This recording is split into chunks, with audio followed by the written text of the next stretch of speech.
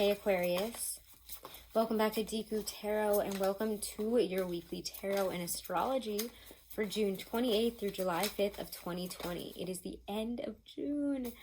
How crazy is that? We're already halfway through the year with the summer solstice having passed now. We're in the middle of this triple eclipse situation, which is great, right?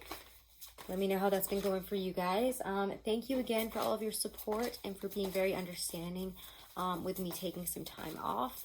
It's been a crazy few months and it's been very challenging. It's been very difficult. So I do appreciate it, guys. Thank you. If you haven't, do make sure to subscribe. Do make sure to check me out over on Instagram as well.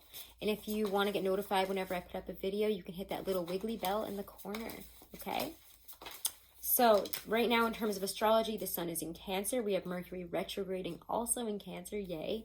So all those rewords coming up, you know, reevaluating, restructuring, releasing, all those fun things are going on. And we have people even returning from the past often. Communication is all wonky, so expect that. Expect especially digital communication to be off right now. But it does help us to heal the past and release with it being in Cancer, which is great. We also have Saturn going retrograde in Capricorn, so another planet going retrograde, and of course, another planet in Capricorn. And that's happening July 2nd, and it will complete its retrograde December 14th. On July 5th, we have that full moon lunar eclipse in Capricorn. And I believe that this is the last of the Capricorn Cancer eclipse series that we've been seeing since I think 2018. So very interesting. Do keep an eye out for your July readings. Those will be up soon.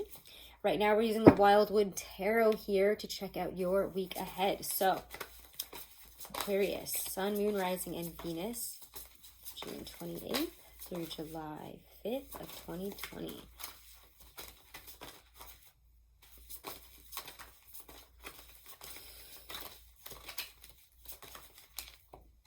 Okay, cool. I knew you were going to come out.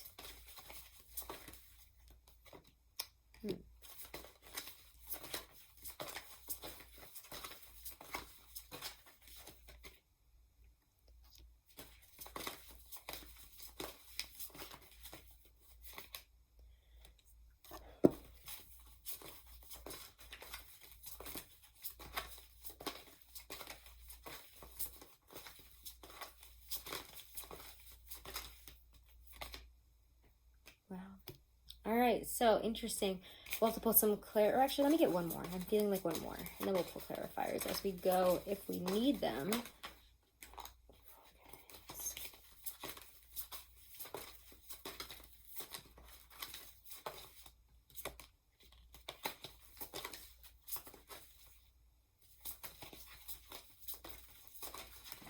Where are we getting one?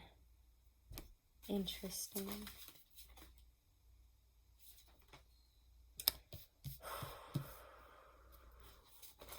Let's look at that for a second there. All right, so this week, it's looking pretty interesting. You know, we'll pull a clarifier when we get there. I think I know what's going on here. All right. Your first card out, which I'm not surprised to see, it actually came up before I even turned the camera on here, was the Seer.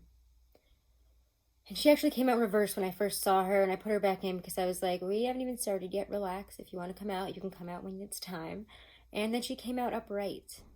So I have to say, this feels a little bit complicated about what you can do and what you can't do, and how you feel about these things, about your own abilities, about what you have control over, what you don't have control over. And we get, you know, with that Seer card upright, I always feel, I mean, the Seer is actually more of a High Priestess card than a Magician. I am sorry. I think I was just seeing it as a Magician because of the red in the wand there. But I believe actually because she's number 2, she should be the High Priestess. And there's this interrelatedness, this understanding, this inner knowledge that's coming up about something or about someone. If it's a person, it could be an earth sign with the King of Stones showing up right after that. But there is this there's some type of secret or some type of I don't know, it's almost like a psychic connection, jolt, something. And either, again, has to do with work or something very base, you know, very material, like work, like money, or again, an earth sign. Something that grounds you, or someone that grounds you, something that you're feeling in a strange way or connection to. It feels like, again, this interconnectedness. And then it feels like whatever this is kind of burgeons to light here. Forgive me, it's almost like putting me out of breath. Let me get a clarifier right there.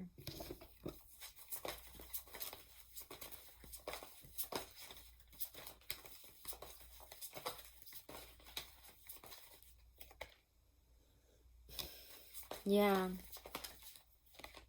It's a reconnection to someone that you've been pretty separate from. This person might be, you know, a Virgo, a Taurus, somebody with, you know, earth placements there, because we do get that hooded man as well. But even before that, we get the Six of Vessels, rebirth, reconnection. And with that Judgment card of the Great Bear on top of it. The time has come for something to be, or someone to be reckoned with, a relationship, a connection, something that you can't seem to shake. And, you know, again, with the Mercury retrograde, bringing back people, situations, thoughts, feelings to reevaluate from the past. It's no surprise. For some of you, this really feels like a relationship that, or a relationship, a friend. It doesn't have to be, you know, a love relationship. It can be a friendship, etc. But there's this desire to reconnect. And again, this person might be coming back into your life this week or something, making some type of appearance. And it's interesting.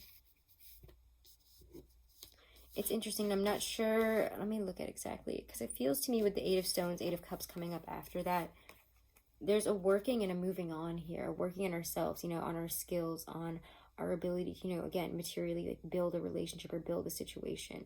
And again, for a lot of you, this might have to do a lot with work. And we might be moving forward in some ways because our skills have progressed, or we might be working on a skill that we believe, you know, as, you know, sometimes when the retrograde comes around, you start focusing back on skills that you had before, that you've worked on before, games, even books, whatever it might be, writing. And that kind of propels us forward. Or again, maybe I want to reevaluate that career path that I kind of put down. Maybe I want to reevaluate that skill I put down and, you know, start working on that again. But the Eight of Cups is a rebirth here. There's a lot of cards that signify rebirth. Reunion and rebirth are both here. There's a reunion that brings forth a rebirth, maybe in this relationship, and a different way of working this moving forward. And this is where things get a little bit interesting. There's some deeper felt stuff here on your part.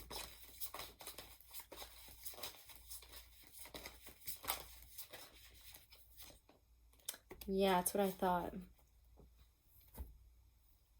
This definitely has to do with love for some of you. It's a reunion of love. Two people that, or just two people, again, that just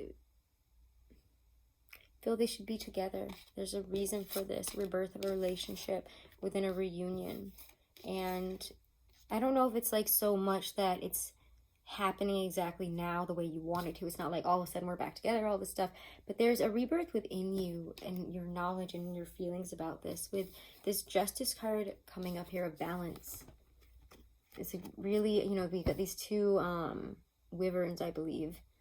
And, you know, one's red, one's blue. They're both kind of, you know, balanced on, you know, wrapped around each other. It's looking at each other for what they really are here. There's an equal balance. There's something about looking at this with that air sign perspective of what is really the truth here about an insecurity having to do with this person, this situation. Maybe you're afraid that, you know, they're going to leave you in the dark again. Whether, again, it's love or a friendship, whatever it might be. It doesn't have to be love, but it feels, again, like we have a fear here. And what we really want is this, but we're very insecure about being left in this reunion. We have these deeper felt feelings that we're recognizing about this situation, about this person. And I don't even know if I want to fully go into that with you, because I'm not even sure if you're ready, because you're just kind of coming to grips and knowing that, you know, this person brings up a certain insecurity in you and in your relationships, and this relationship feels insecure to you, and it brings up, for some reason, something very deep that you need to look at, something hidden, something, again, that you might feel insecure about, that you might feel nervous about, that you can't really, or haven't really emoted out into the world. Maybe you've never even talked about it, especially because the hooded man is here. This feels like a lot of roiling in silence and working through some stuff in silence. About a connection, about a path, about what to do about this situation, what you really want. It seems to be this, the Forest Lovers.